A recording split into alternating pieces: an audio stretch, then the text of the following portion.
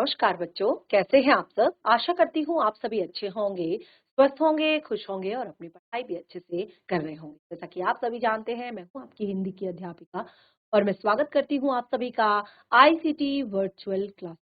आज हम यहाँ पर एकत्रित हुए हैं पढ़ने के लिए क्लास 8 की हिंदी। क्लास 8 की हिंदी में हम यहाँ पर पढ़ रहे हैं हमारी सेकंड बुक जिसका नाम है भारत की खोज और ये बुक लिखी गई है पंडित जवाहरलाल नेहरू जी द्वारा। और ये बुक उन्होंने लिखी थी जब वो अपनी 9वीं जेल यात्रा पर अहमदनगर के किले में थे। अहमदनगर के किले से उन्होंने ये जो बुक लिखना शुरू किया, इसीलिए आपने देखा कि इस बुक का फर्स्ट चैप्टर जो है उसका नाम भी अहमदनगर का किला ही है और उन्होंने यहाँ पर इस बुक को लिखने के रीजन कारण यहाँ पर बताए हैं। और उसके बाद इसका जो सेकंड चैप्टर है उसमें उसका नाम है तलाश और तीसरा है सभ्यता, जो सिंधु घाटी की सभ्यता। और उसके बाद जो हमारा फोर्थ चैप्टर था वो था युगों का दौर। और अभी हमारा यहाँ पर फिफ्थ चैप्टर चल रहा है जिसका नाम है नई समस्याएं। और देखिए ये जो पार्ट है ये सारे के सारे आपस में रिलेटेड हैं, यानी कि जो आपका सेकंड चैप्टर है वो फर्स्ट से रिलेटेड है, जो थर्ड चैप्टर है वो सेकंड से रिलेटेड है, जो आपका फोर्थ चैप्टर है वो थर्ड से रिलेटेड है। तो इसी तरह जो हमारा फिफ्थ चैप्टर है ये फोर्थ से रिलेटेड है। यानी कि फोर्थ चैप्टर में हमने जो पढ़ा था युगों का दौर, किस किस तरह से किस किस वंश का युग आया और कैसे कैसे ये सारे वंश चले। और उसके बाद देखिए अब उसी से रिलेटेड जैसे मैंने आपको बताया नया चैप्टर हमारा है नई समस्याएं। तो इसमें भी हमने काफी सारी चीजें पढ़ी थी कि इतनी सारी चीजें होने के बाद भी किस तरह से हमारे देश पर जो है नई नई समस्याएं आती रही, नई नए नए दिक्कतें आती रही। तो जैसे मैंने आपको बताया जो हमारा फोर्थ चैप्टर था उसका लास्ट टॉपिक जो था, जितना एक तरह से उन्नति होती गई यानी कि जितनी प्रगति होती गई उतना ह्रास भी होता गया, यानी कि उतनी चीजें खत्म भी होती गई। तो वो कैसे हुई वो हमें इस चैप्टर में बताया है कि किस किस तरह से जो नई नई समस्याएं आई। जैसे सबसे पहले अरब और मंगोल यहाँ पर आए और उनके बारे में मैंने आपको बताया कि ज्यादा यहाँ पर विकसित नहीं पाए, ज्यादा फैल नहीं पाए। लेकिन एक तरह से क्योंकि शुरुआत में जब वो आए तो बहुत ज्यादा एक तरह से लोगों ने उनका विरोध नहीं किया और बहुत ज्यादा एक तरह से लोगों ने उन पर ऐसा कोई उनको मना नहीं किया। तो काफी एक तरह से यहाँ पर काफी ज्यादा जो है अब धर्म का प्रचार होने लगा था, इस्लाम धर्म का प्रचार होने लगा था और उसके लिए क्या हो रहा था, एक तरह से जो मस्जिद है वो बनाई जा रही थी। और उसके बाद देखिए यहाँ पर जो है महमूद गजनवी और अफगान जो आए थे उन्होंने क्या क्या किया वो हमने यहाँ पर पढ़ा। तो देखिए हम देखा था कि उसके बाद लगभग 300 वर्ष तक भारत पर फिर कोई आक्रमण नहीं हुआ। और उसके बाद जो जो 1000 ईस्वी के बाद जो है आसपास जो है अफगानिस्तान के जो सुल्तान था महमूद गजनवी, वो उसने भारत पर आक्रमण करना शुरू कर दिया था। और किस तरह से पहली बार तो उसको एक तरह से बहुत ज्यादा मतलब उसको बहुत हार का सामना करना पड़ा था, लेकिन दूसरी बार जो है उसके एक तरह से उसने जो है अपनी ताकत बढ़ा ली थी और फिर वो दोबारा से यहाँ पर उसने आक्रमण किया और बहुत ज्यादा खून खराबा किया। बहुत सारा एक तरह से उसने गलत चीजें की। तो इससे हमारे देश में जितने भी जो लोग थे एक तरह से पूरे के पूरे जो हिंदू थे उनको धूल की कणों की तरह उन्होंने बाहर फेंक दिया। और जितने भी बच्चे खुचे थे उनके मन में मुस्लिमों के प्रति एक तरह से मुसलमानों के प्रति गहरी जो है नफरत पैदा हो गई थी महमूद गजनवी। तो यहाँ पर आपने देखा फिर वो किस तरह से अब धीरे धीरे उसने पंजाब और सिंध को अपने राज्य में मिला लिया था। फिर राजस्थान के रेगिस्तानी इलाकों में फिर से उसे मुंह की और फिर वो आखिरी जब उस पर धावा हुआ उसके बाद वो नहीं लौटा। और फिर देखिए जो है 1030 में उसकी जब मृत्यु हुई उसके बाद भी 160 वर्षों या उससे अधिक समय तक भारत पर कोई भी आक्रमण नहीं हुआ था। और लेकिन बाद में जो शहाबुद्दीन गौरी, देखिए यहाँ पर जो सबसे एक तरह से जिसने दिल्ली के जो शासक थे पृथ्वीराज जो चौहान थे उसका नाम था शहाबुद्दीन गौरी। तो देखिए शहाबुद्दीन गौरी जो था उसने यहाँ पर बहुत ज्यादा खून खराबा किया था, एक तरह से दिल्ली को उसने पूरी तरह से खत्म कर दिया था, एक तरह से दिल्ली को जीत लिया था। और दक्षिण लेकिन क्योंकि ये केवल उत्तर भारत की बात थी, दक्षिण में जो चोल शासक थे वो अभी तक बहुत ज्यादा शक्तिशाली थे और यहाँ पर बहुत सारे स्वतंत्र राज्य भी थे। तो यहाँ पर हमने एक तरह से, क्योंकि जो शहाबुद्दीन था उसने दिल्ली को लगभग मौत की नींद सुला दिया था, तो दिल्ली को वहां से जगने में काफी समय लगा था। लेकिन फिर बाद में धीरे धीरे जो है यहाँ पर काफी सारे जो है राज्य उठ खड़े हुए और इससे बहुत पहले 14वीं शताब्दी के आरंभ में दो बड़े राज्य कायम हुए, जो एक था गुलबर्ग का और एक बहमनी राज्य, जो कि विजयनगर का हिंदू राज्य था। फिर दिल्ली की तबाही के बाद उत्तर भारत फिर कमजोर पड़कर टुकड़ों में बंट गया था और ये सारी चीजें। जब दक्षिण में विजयनगर तरक्की कर रहा था तो उस समय उत्तर की पहाड़ियों से एक और हमलावर आया, जो कि पानीपत के मैदानों में आया 1526 में, और दिल्ली के सिंहासन को उसने जीत। और फिर उसके बाद यहाँ पर जो तैमूर था उसने बहुत ही बड़ी जो है उसने यहाँ पर एक तरह से आतंक मचाया था। और फिर किस तरह से आप देखिए धीरे धीरे जो ये सारे लोग आ रहे थे, बाहर के लोग आ रहे थे और कैसे धीरे धीरे वो यहाँ पर बस रहे थे, क्या कुछ हो रहा था वो सब कुछ आपने पढ़ा। लेकिन धीरे धीरे फिर क्या होने लगा, समन्वय होने लगा और मिली जुली संस्कृति का विकास जो बड़े बड़े एक तरह से हुए हैं, जो ग्रंथ जिन्होंने लिखे हैं अलग अलग तरह के, तो यहाँ पर वो बहुत सारे लोग हुए और किस तरह से देखिए उन्होंने आगे ये सारी चीजें देखी। तो यहाँ पर हमने बताया लास्ट जो हमने पढ़ा था कि इस दौर में कुशल प्रशासन का विकास हुआ था, यातायात के साधनों में विशेष रूप से सुधार हुआ था, मुख्यतः सैनिक कारणों से ये हुआ था, और सरकार अब अधिक केंद्रीकृत हो चुकी थी और उसने इस बात का ध्यान रखा कि स्थानीय रीति रिवाजों में हस्तक्षेप ना करें। लेकिन शेर शाह, जिसने मुगल काल के आरंभ में हस्तक्षेप किया था, अफगान शासक योग्य था। उसने ऐसी मालगुजारी व्यवस्था की नींव डाली जिसका आगे चलकर अकबर ने विकास किया था। और देखिए अकबर के प्रसिद्ध राजस्व मंत्री टोडरमल की नियुक्ति पहले शेरशाह ने की थी। हिंदुओं की क्षमता का अफगान शासक अधिकाधिक प्रयोग करते थे। उस टाइम पे क्या कर रहे थे कि वो हिंदुओं की क्षमता का जो है अफगान शासक जो है अब बहुत ही अपने लिए बहुत ही ज्यादा उसका एकाधिक यानी कि बहुत ज्यादा उपयोग कर रहे थे। भारत और हिंदू धर्म पर अफगानों की विजय का दोहरा असर तत्काल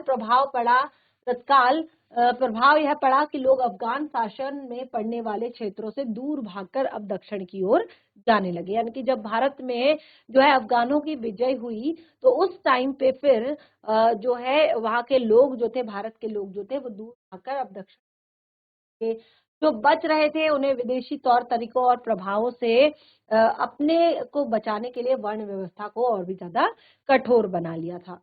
तो इस तरह से समन्वय संगीत विशेष रूप से यहाँ पर दिखाई पड़ा। भारत की शास्त्रीय पद्धति का अनुसरण करते हुए उसने कई दिशाओं में उस टाइम पे विकास भी। तो देखिए यहाँ पे फारसी भाषा का जो एक तरह से जो भाषा थी वो सरकारी भाषा बन गई और फारसी से बहुत से बोलचाल की जो शब्द थे वो बोलचाल की भाषा में आए। तो यहाँ पर जो लेखक है वो कहते हैं कि भारत में जिन दुर्भाग्यपूर्ण बातों में वृद्धि हुई, यानी कि जो बेकार चीजें थी जिनमें कोई भी वृद्धि नहीं होनी चाहिए थी, कोई भी ऐसी थी, तो वो कहते हैं कि उनमें सबसे मेन था पर्दा प्रथा। वो कहते हैं ऐसा कब हुआ ये तो स्पष्ट नहीं, पर भारत में पर्दा प्रथा का विकास मुगल काल में हुआ, क्योंकि जब हिंदुओं और मुसलमानों में पद और आदर की निशानी समझे जाने लगा, औरतों को अलग पर्दे में रखने की यह प्रथा उन इलाकों में ऊंचे वर्गों में विशेष रूप से का प्रभाव सबसे अधिक था। यानी उस समय मध्य और विशाल पूर्व प्रदेश में, जिनमें दिल्ली आता है, संयुक्त प्रांत आता है, राजपूताना आता है, बिहार आता है, बंगाल आते हैं, लेकिन बात है कि पंजाब और सरहदी सूबों में जो मुख्यतः मुस्लिम इलाके थे, पर्दे की प्रथा उतनी कड़ी नहीं थी। तो इस तरह से देखिए पर्दा प्रथा के बारे में। अब हम आगे अपने टॉपिक को कंटिन्यू करेंगे। देखिए क्या कह रहे हैं यहाँ पर कि दिल्ली में अफगानों के प्रतिष्ठित होने के साथ दिल्ली में अफगानों के प्रतिष्ठित, क्योंकि दिल्ली में जो है अब अफगान आ गए थे, वो प्रतिष्ठित हो गए थे, तो प्रतिष्ठित होने के साथ पुराने और नए के जो समन्वय, दिल्ली में जो अफगान थे उनके प्रतिष्ठित साथ पुराने और नए के एक समन्वय रूप ले रहा था, है वो रूप ले रहा था। और इनमें अधिकतर परिवर्तन उच्च वर्गों में, अमीर उमराव में हुए। इनमें जो है ज्यादातर परिवर्तन किसमें हुए, तो अमीर थे, उमराव थे, उनमें हुए।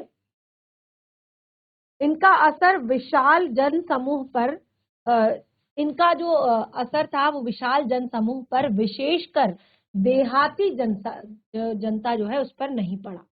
उनकी शुरुआत दरबारी समाज में होती थी और वे शहरों और कस्बों में फैल जाते थे। इस तरह उत्तरी भारत में दिल्ली, संयुक्त प्रांत इसके केंद्र बने, ठीक उसी तरह से जैसे ये पुरानी आर्य संस्कृति का केंद्र रहे हैं। अब देखिए क्या हुआ यहाँ पर, धीरे धीरे क्या हुआ, दिल्ली में अफगानों के प्रति होने लगी और नए पुराने के बीच का जो समन्वय था वो अब रूप ले रहा था, और इससे अधिकतर परिवर्तन जो है वो उच्च वर्ग के लोगों में हुए। इनका असर था विशाल जनसमूह पर, विशेषकर देहाती जनता पर नहीं पड़ा। उनकी शुरुआत दरबारी समाज और वे शहरों और कस्बों में शहरों और कस्बों में फिर फैल जाते। तो इस तरह से यहाँ पर बताया, ठीक उसी तरह जैसे पुरानी आर्य संस्कृति का केंद्र रहे हैं, पर इस आर्य संस्कृति का एक बड़ा हिस्सा दक्षिण की ओर खिसक गया। तो ये आर्य संस्कृति, इसका एक बड़ा हिस्सा जो है वो दक्षिण की ओर खिसक गया, और जो हिंदू रूढ़िवादिता का गढ़ बन गया। और धीरे धीरे वो क्या बन गया, हिंदू रूढ़िवादिता का गढ़ बन गया। यानी जो है वो क्या होती थी, काफी ज्यादा फैलती थी। तो इस तरह से वो कहते हैं कि जब तैमूर के हमले से, जब तैमूर ने हमला किया और उसने बहुत ज्यादा खून खराबा किया, जब तैमूर के हमले से, देखिए जब तैमूर ने क्या किया, हमला किया, तो उसने दिल्ली को बहुत ज्यादा तितर बितर कर दिया था और बहुत ज्यादा खून खराबा कर दिया था।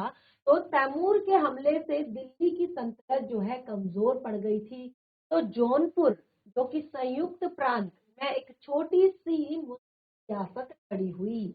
तो उस समय क्या हुआ कि जौनपुर जो है वहां पर एक छोटी सी मुस्लिम रियासत खड़ी हुई, और पूरी 15वीं शताब्दी के दौरान यह रियासत, पूरी 15वीं शताब्दी के दौरान यह रियासत कला, संस्कृति, धार्मिक सहिष्णुता का केंद्र रही। और देखिए यहाँ पर जो विकसित होती आम भाषा हिंदी को यहाँ प्रोत्साहित किया गया, और हिंदुओं और मुसलमानों के धर्मों के बीच समन्वय कराने का फैसला भी किया गया। क्या हुआ कि विकसित होती आम भाषा, जो भाषा जो है धीरे धीरे विकसित हो रही थी, लेकिन लोकल लैंग्वेज थी, तो यहाँ हमें बहुत ज्यादा किया गया।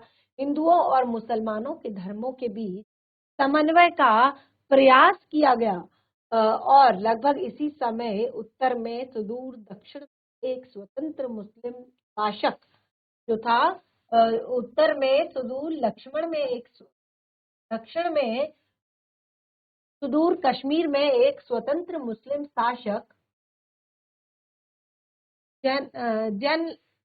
जैनुल आबदीन को उसकी सहिष्णुता, उसकी संस्कृति के अध्ययन और प्राचीन संस्कृति को प्रोत्साहित करने के कारण यश मिला था। तो उस टाइम पे जो जैनुल आबदीन है, उसने नेचुरल आबादी को उसकी सहिष्णुता और संस्कृति के अध्ययन पर प्राचीन संस्कृति को प्रोत्साहित करने के कारण यश मिला।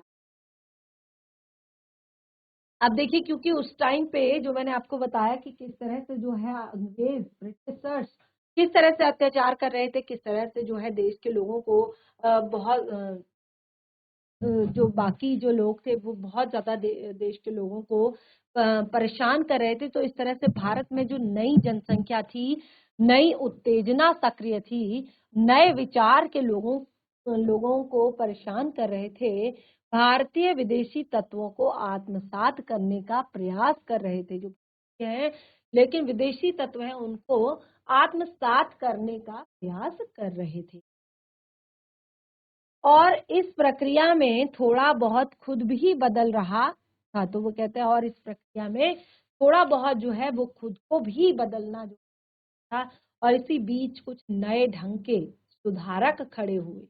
अब यहाँ पर लेखक कहते हैं कि इसी बीच कुछ नए ढंग के सुधारक जो है खड़े हुए, जिन्होंने इस समन्वय का जानबूझकर समर्थन किया था। ने जो है इस समन्वय का जो ये समन्वय हो रहा है, इसका जानबूझकर जो है एक तरह से समर्थन किया था। और अक्सर स्वर्ण व्यवस्थाओं की निंदा, अक्सर इन्होंने क्या किया, स्वर्ण व्यवस्थाओं की निंदा की और उससे भी अधिक शिष्य कबीर हुए। वो वर्ण व्यवस्था की निंदा या उपेक्षा की। 15वीं शताब्दी में दक्षिण में रामानंद और उनके सभी अधिक प्रसिद्ध प्रसिद्ध शिष्य, शताब्दी में दक्षिण में रामानंद और उसके उनसे भी अधिक प्रसिद्ध शिष्य कबीर की साखियां और पद आज भी बहुत लोकप्रिय हैं। जो कबीर की साखियां हैं और कबीर के पद जो है वो आज भी लोकप्रिय है। उत्तर में गुरु नानक, उत्तर में जो थे गुरु नानक हुए और जो सिख धर्म के संस्थापक माने जाते हैं। गुरु नानक कौन होते हैं? गुरु नानक को सिख धर्म का संस्थापक माना जाता है।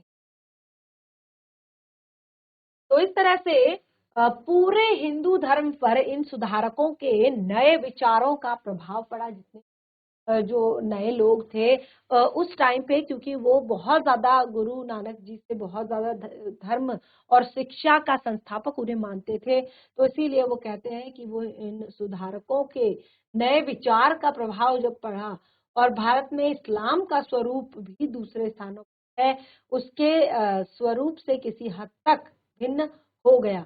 तो यहाँ पर क्या कह रहे हैं कि किस तरह से इन सुधारकों के जो नए विचारों का प्रभाव पड़ा तो भारत में इस्लाम का स्वरूप ही बदल गया। अब दूसरे स्थानों पर उसके रसूप स्वरूप सॉरी इसके स्वरूप से किसी हद तक भिन्न हो गया। वो कहते हैं कि बाकी की जगहों पर ये इस्लाम जो है वह इस्लाम का जो स्वरूप था वो दूसरे स्थानों पर उसके स्वरूप से किसी से भिन्न। इस्लाम एक एकेश्वरावाद ने हिंदू धर्म को प्रभावित किया है। तो वो कहते हैं इस्लाम के एकेश्वरावाद ने हिंदू धर्म को प्रभावित किया है और हिंदुओं के अस्पष्ट बहुदेववाद का प्रभाव भी भारतीय मुसलमानों पर पड़ा। तो क्या बताया यहाँ पर कि जो इनमें से अधिक भारतीय मुसलमान ऐसे थे जिन्होंने एक तरह से हिंदुओं के अस्पष्ट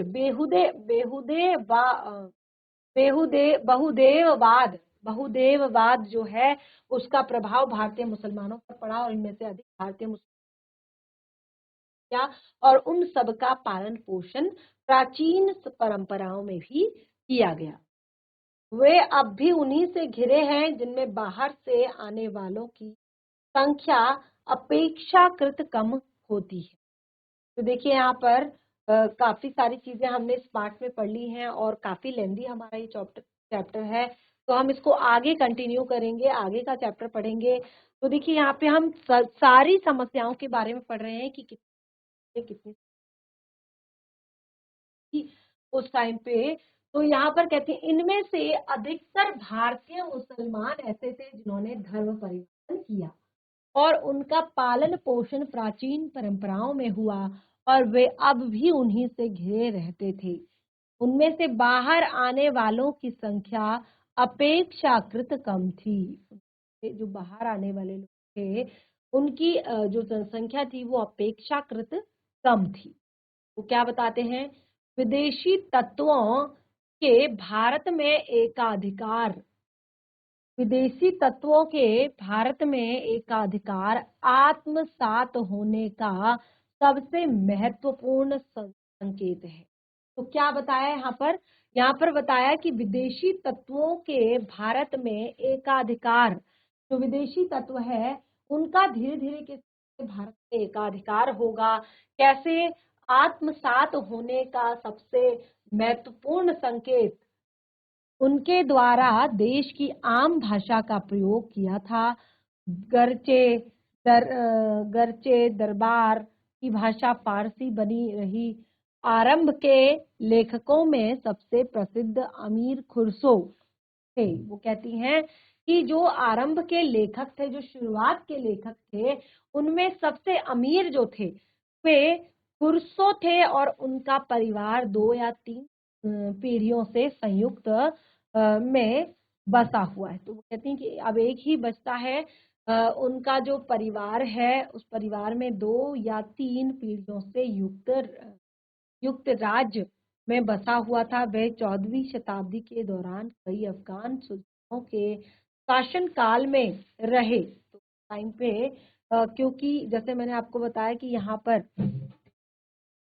जो है 14वीं शताब्दी के टाइम पे क्या हो रहा था कि जो नेता थे, कई अफगान थे, वो ससुराल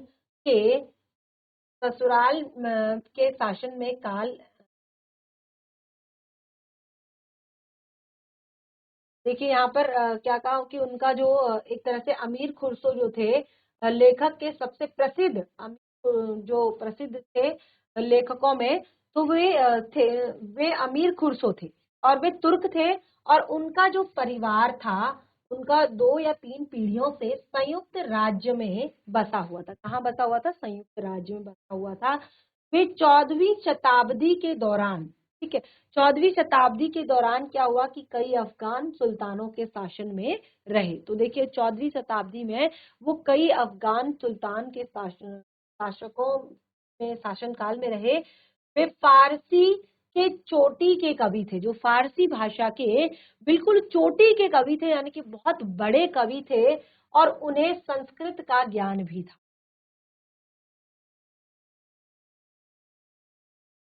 उन्हें संस्कृत का ज्ञान भी था। वे महान संगीतकार भी थे और उन्होंने भारतीय संगीत में कई मौलिक उद्भावनाएं भी की थी। तो देखिए उनके बारे में ये कहा जाता है कि भारत के लोकप्रिय तंत्री वाद्य जो सितार का आविष्कार भी उन्होंने ही किया था। उन्होंने कई विषयों पर रचना की जिनमें भारत ने विशेष प्रगति की थी, जिनमें धर्म, दर्शन, तर्कशास्त्र और बहुत सी चीजें, भाषा और व्याकरण, भाषा और व्याकरण है ये संस्कृत, भाषा और व्याकरण जो कि संस्कृत के थे, के अतिरिक्त संगीत, गणित, विज्ञान, आम का फल है। तो देखिए उनकी जो भाषा और व्याकरण उनके लिए एक अतिरिक्त जो है, और संगीत जो है उनके लिए वो गणित, विज्ञान और आम का फल है। उनकी प्रसिद्धि का आधार उनके लोक प्रचलित गीत है। उनकी प्रसिद्धि का आधार क्या है? उनकी प्रसिद्धि का आधार है उनके लोक प्रचलित गीत, जिन्हें उन्होंने बोलचाल की सामान्य हिंदी में लिखा है। उन्होंने ग्रामीण जनता से केवल उसकी भाषा ही नहीं ली, बल्कि उनके रीति रिवाज और रहन सहन के ढंग का भी वर्णन किया। इन जनता है उनकी एक तरह से बोली भाषा ही नहीं ली, बल्कि उनके रीति रिवाज और उनके रहन। और वो कहते हैं उन्होंने विभिन्न ऋतुओं और जीवन के विभिन्न पहलुओं पर गीत लिखे हैं। और उन्होंने क्या किया है, जितनी भी ऋतुएं होती हैं सभी ऋतुओं के और साथ ही सभी ऋतुओं के लिए और जीवन के विभिन्न पहलुओं के लिए, यानी कि अलग अलग जो जीवन के पहलू हैं उन पर जो है गीत भी लिखे हैं। और वे गीत जो है वो गीत जो है अब भी उत्तर और मध्य भारत के किसी या नगर में सुनाई पड़ते हैं। तो उनका जो संगीत, उससे उन्होंने काफी सारे गीत सीखे थे। तो जैसे यहाँ पर बताया कि उन्होंने विभिन्न ऋतुओं और जीवन के अलग अलग, जो विभिन्न ऋतुओं और जीवन के भी अलग अलग पहलू थे, उन पर गीत लिखे। और वो गीत जो है उत्तर भारत के किसी एक गांव या नगर में सुनाई पड़ सकते। तो देखिए अमीर खुसरो, अब यहाँ पर अमीर खुसरो के बारे में बताया है। अमीर खुर्सो ने अफगानिस्तान अनगिनत सॉरी अमीर खुर्सो ने अनगिनत पहेलियां भी लिखी। जो अमीर खुर्सो थे उन्होंने बहुत सारी पहेलियां भी लिखी। अपने लंबे जीवन काल में ही खुर्सो अपने गीतों और पहेलियों के लिए बहुत प्रसिद्ध हो गए थे। यानी कि उनका जो लंबा जीवन काल था, उस लंबे जीवन काल में ही अपने गीतों और पहेलियों के लिए प्रमुख हो गए थे।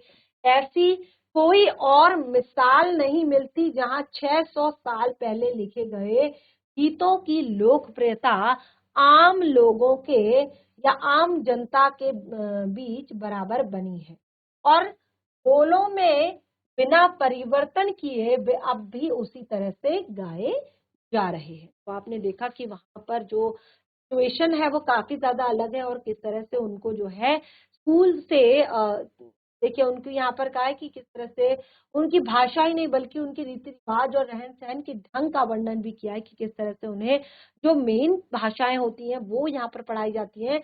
लेकिन उन्होंने क्या कहा कि किस तरह से उन्होंने सभी भाषाओं का वर्णन किया, और उन्होंने विभिन्न ऋतुओं और जीवन के विविध पहलुओं पर गीत लिखे। और जैसे यहाँ पर उन्होंने बताया कि पहेलियों के लिए बहुत प्रसिद्ध हो गया था। क्या जो उनका खुर्सो था अपने गीत और प्रसिद्धियों के लिए बहुत ज्यादा प्रसिद्ध हो चुका था, और ऐसे कई और मिसाल नहीं मिलती, यानी कि ऐसी कहीं पर भी और मिसाल नहीं है, नहीं मिलती जहां 600 साल पहले लिखे गए गीतों की लोकप्रियता, यानी कि वो गीत जो लगभग 600 वर्ष पहले लिखे गए हों, उनकी लोकप्रियता का आधार जो है यहाँ पर बताया है कि बीच लोकप्रियता आम जनता के बीच बराबर बनी रही, और बोलों में बिना परिवर्तन किए वे अब भी उसी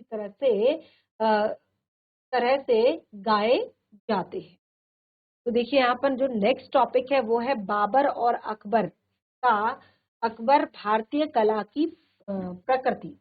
अकबर और बाबर जो थे उनको भारतीय कलाकरण की प्रकृति माना है। तो देखिए अब अकबर के बारे में आप पढ़ते हैं और आपने देखा भी होगा टीवी सीरियल्स में कि किस तरह से अकबर का जो एक तरह से रोल किया जाता है। तो क्या कहा कि भारत जो अकबर थे वो भारत में मुगल खानदान का तीसरा शासक है।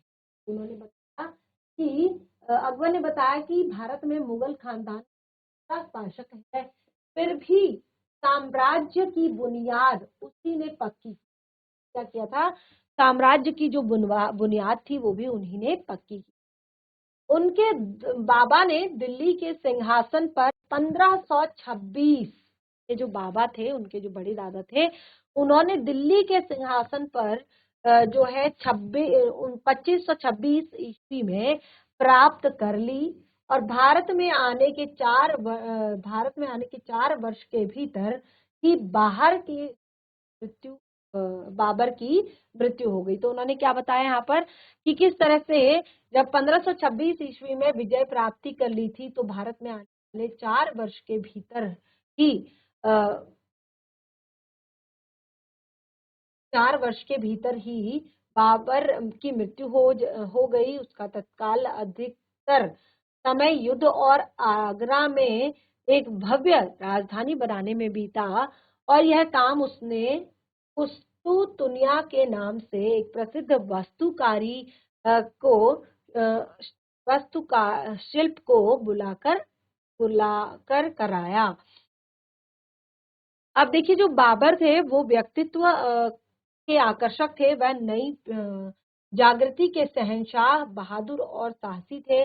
जो कला और साहित्य, ठीक है, यहाँ पर क्या बताया है कि जो कला और साहित्य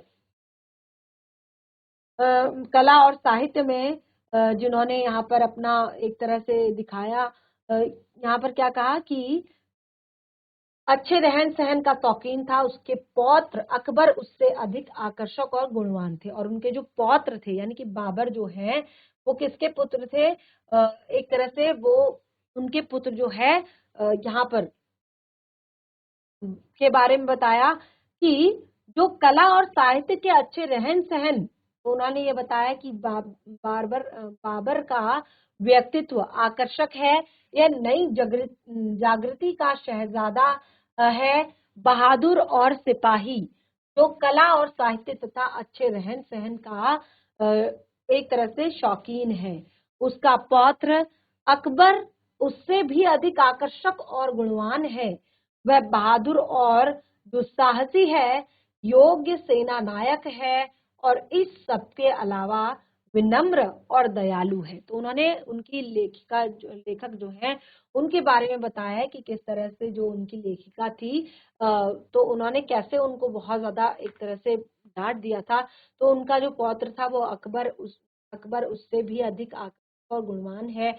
तो उन्होंने क्या किया कि वह बहादुर है और दुस्साहसी है। तो यहाँ पर उन्होंने क्या किया, योग्य सेना नायक लिया और इस सबके अलावा विनम्र और दयालु भी है, मार्गदर्शकवादी है और स्वप्नदर्शी है। साथ ही वह लोगों का ऐसा नेता है जो अपने अनुयायियों में तीन स्वामी भक्त उत्पन्न कर रहे हैं। तो देखिए यहाँ पर जैसे मैंने बताया चैप्टर हमारा काफी ज्यादा लेंदी है। तो अगर कहीं पे ऐसा होता है कि आपको समझ नहीं आ रही है कोई चीज तो आप पूछ सकते हैं। तो देखिए यहाँ पर क्या कहा कि लोगों के दिल और दिमाग पर विजय करना चाहता था। लोगों का जो दिल और दिमाग था वो हमेशा विजय चाहता था। अखंड भारत का पुराना सपना उससे फिर आकार लेने लगा। ऐसे भारत को केवल राजनीतिक दृष्टि से एक राज्य न हो, बल्कि जिसकी जनता परस्पर सहबुद्धि है हो, तो उसके लिए बताया है। देखिए 1556 ईस्वी में आरंभ होने वाले 1556 ईस्वी में आरंभ हुआ जो शासन के 50 वर्ष के दौरान वह दोबारा इसी लक्ष्य की पूर्ति के लिए कोशिश करता रहा। तो यहाँ पर क्या बताया है उन्होंने कि किस तरह से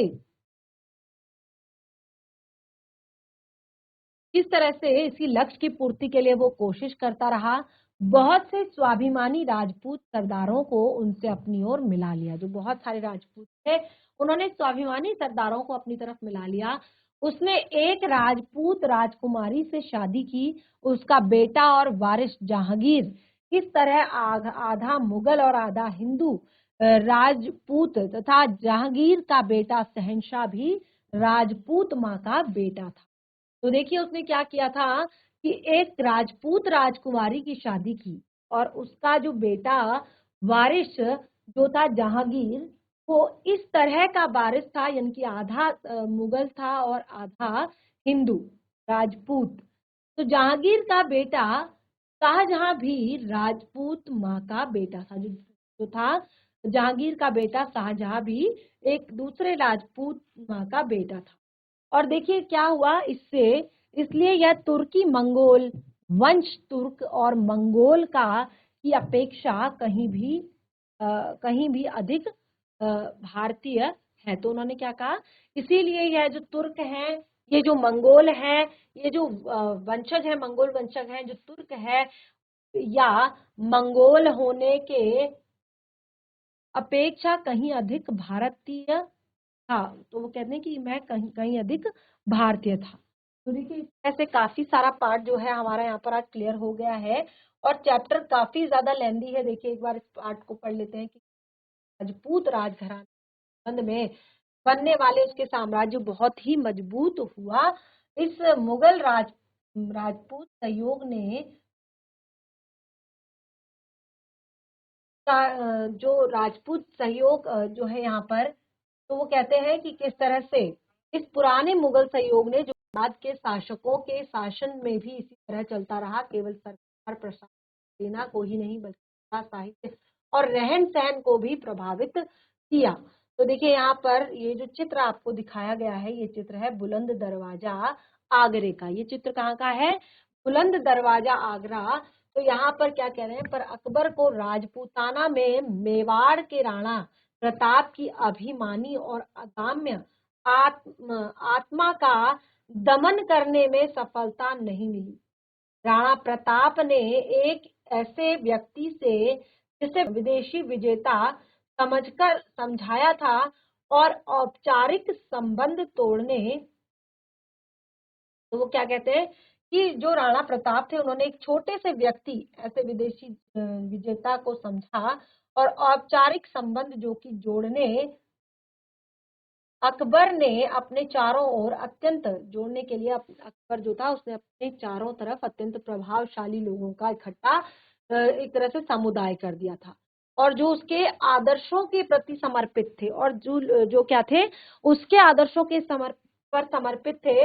तो इन लोगों में फैजी और अब्दुल शाह, इन लोगों में फैजी और अब्दुल शाह अबुल फजल नाम के दो मशहूर भाई बीरबल तथा राजा मान सिंह अब्दुल रहीम खाने खाना शामिल थे।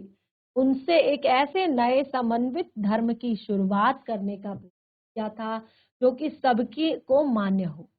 स्वयं अकबर निश्चित रूप से हिंदुओं में उतना ही लोकप्रिय था जितना मुसलमानों में मुगल के वंश भारत में इस तरह स्थापित हुए जैसे वह भारतीय भारत का अपना वंश है। तो वो कहते हैं कि मुगल वंश भारत में इस तरह से स्थापित हुआ कि जैसे वो भारत का ही वंश हो। तो देखिए आगे काफी सारी चीजें हैं इसमें पढ़ने के लिए और जैसे मैंने आपको बताया कि हमारा चैप्टर जो है थोड़ा सा लेंदी है और बहुत सारी चीजें आपकी पाठ में शेष हैं जिनको आपने पढ़ना है। तो हमारा जो अगला टॉपिक है वो है यांत्रिक उन्नति और रचनात्मक शक्ति के बारे में। यांत्रिक उन्नति यानी कि जो टेक्नोलॉजी उस टाइम पे बढ़ रही, तो जो यंत्र उस टाइम पे बन रहे थे, जैसे जो गैजेट्स उस टाइम पे बन रहे थे, क्योंकि जैसे उस टाइम पे जो है इधर उधर जाने के लिए गाड़ी जो है सबके पास नहीं हुआ करती थी, तो कुछ अलग अलग तरह के बैलगाड़ियों का प्रयोग करते थे अलग अलग तरह। तो यहाँ पर बताया कि ये बिल्कुल अपना वंश है और अब इसमें नया टॉपिक है यांत्रिक उन्नति और रचनात्मक शक्ति में एशिया और यूरोप के बीच का अंतर। क्या चैप्टर है? यांत्रिक उन्नति और रचनात्मक शक्ति में एशिया और यूरोप के बीच का अंतर। तो बताया है कि किस तरह से अकबर के दरबार के जो पुर्तगाली जेसुइट बताते हैं कि उनका दिलचस्पी बहुत सी बातों में थी, उनकी दिलचस्पी किसमें थी?